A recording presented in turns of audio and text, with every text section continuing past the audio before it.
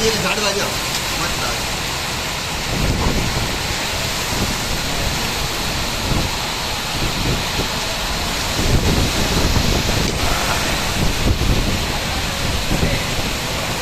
મહુવા શહેર અને ગ્રામ્ય વિસ્તારમાં ગાજવીજ અને કરા સાથે કમોસમી વરસાદ પડતા ખેડૂતો ચિંતિત.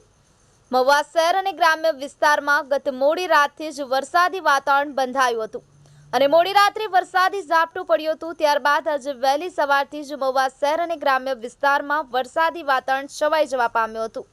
આકાશમાં કાળા ટીમળ વાદળો છવાઈ ગયા હતા. બપોરના 1 કલાકના અરસા દરમિયાન મહુવા શહેર અને ગ્રામ્ય વિસ્તારમાં ગાજવીજ પવન કરા સાથે મેઘરાજાએ જોરદાર બેટિંગ કરી હતી, જેને લઈ સમગ્ર મહુવામાં તોકતે વાવાઝોડાની યાદ અપાવી દીધી હતી. પવન સાથે પડેલા ભારે વરસાદના કારણે મહુવા શહેરના 4 માર્ગો જેમાં hospital road, college road, Swaminarayan મંદિર રોડ, કુંભારવાડા, જનતા પ્લોટ, વીટીનગર રોડ સહિતના વિસ્તારોમાં વરસાદી પાણીની નદીઓ વહેવા લાગી હતી અને વાહન ચાલકોને પણ ભારે હાલાકીનો સામનો કરવો પડ્યો હતો. જ્યારે ભારે પવનના કારણે 4 માર્ગો પર લગાવવામાં આવેલા બેનરો પણ ધરાશાયી થયા હતા. કુબેરબાગ સહિતના વિસ્તારોમાં વૃક્ષો પણ જમીનદોસ્ત થયા હતા.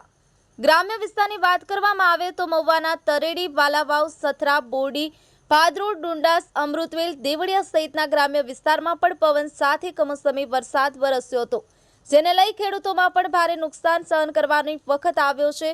ખેડૂતો દ્વારા તૈયાર કરવામાં આવેલ સફેદ અને લાલ ડુંગળી, બાજરી, જુવાર, તલ, મગ, સિંગ, પશુનો ઘાસચારો તમામ તૈયાર થયેલ પાકની અંદર 80 થી 90% જેટલું નુકસાન થયું હોવાનું ખેડૂત આગેવાન ભરતસિંહ વાળા દ્વારા જણાવવામાં આવ્યું હતું. ભારે પવનના કારણે મહુવા તાલુકાના તરેડી ગામમાં વર્ષો જૂનો BSNLનો આશરે 100 ફૂટ ઊંચો ટાવર અતિ પવનના કારણે ધરાશાયી થયો અને ચાલુ વીજ પાવરના જોડાણ પર પડવાથી ગામ લોકોમાં અફરાતફરી મચી જવા પામી હતી.